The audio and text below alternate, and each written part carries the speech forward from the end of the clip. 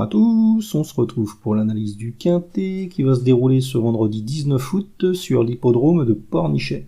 Ça sera le prix du Casino Partouche de Pornichet, une course au trot attelé qui va se disputer sur les 2725 mètres de la piste en sable.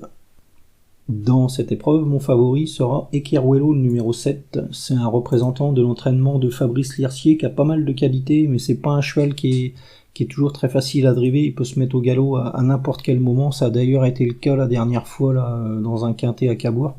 C'est vraiment dommage s'il était en tête ce jour-là et bon, il a pris le galop sans prévenir. Auparavant, il s'était imposé à 2 reprises, il avait fait belle impression, c'était à Mêlée du Maine là, la fois d'avant, il battait Godéo, Epson d'Ariane, Espion de Bouer, des chevaux de qualité, surtout Godéo là, qui a répété en s'imposant à Pornichet mardi dernier, là, donc la ligne est vraiment très très bonne. Bon là, ce Ekeruelo n'aura pas beaucoup d'adversaires à sa mesure, hein. Son principal adversaire ce sera lui-même. S'il reste au trot, a priori, il devrait réussir à s'imposer. En plus, c'est un cheval qui aime bien aller de l'avant. C'est une tactique qui est souvent payante sur cette piste de Pornichet. Donc, ouais, normalement, s'il fait pas de faute, il devrait réussir à s'imposer dans ce modeste quintet, hein.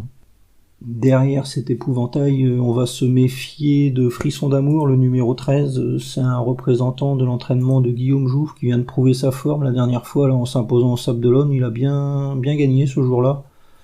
Bon, auparavant, il avait été disqualifié sur cette piste de Pornichet, mais on va pas le condamner là-dessus. Là, il va être déféré des 4 pieds, confié à Jean-Philippe Monclin.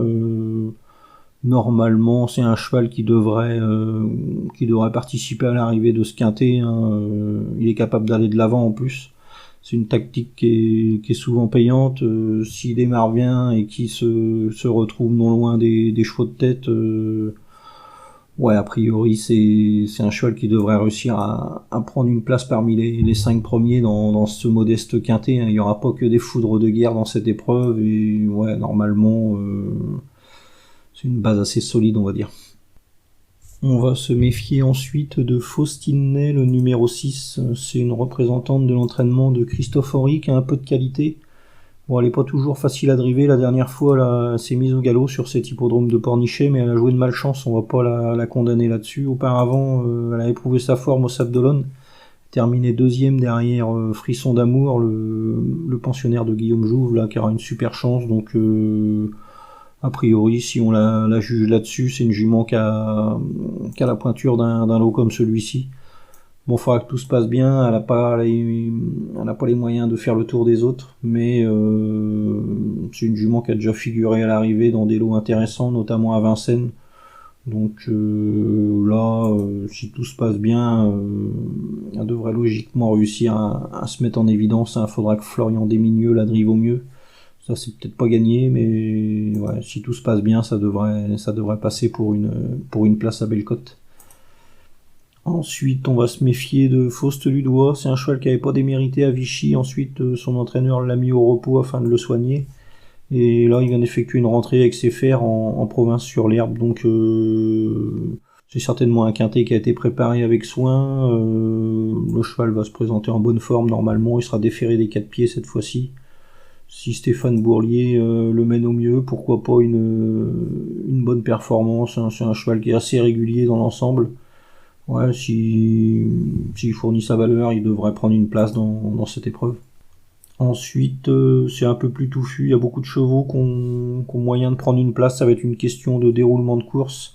Ça sera le cas de Fort Gala, le numéro 10, de Féline de Lavaux, le numéro 12, de Fleur du Lupin, le numéro 11, et de Espoir Flimp, le numéro 1.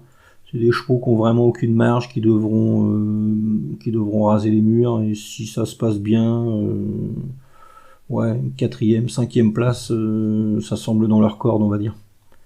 Donc, ma sélection dans cette épreuve, le 7, Ekeruelo, le 13, Frisson d'amour, le 6, Faustine Ney, le 2, Faust Ludois, le 10, Fort Gala, le 12, Féline de Lavaux, le 11, Fleur du Lupin, et le 1, Espoir Flimp.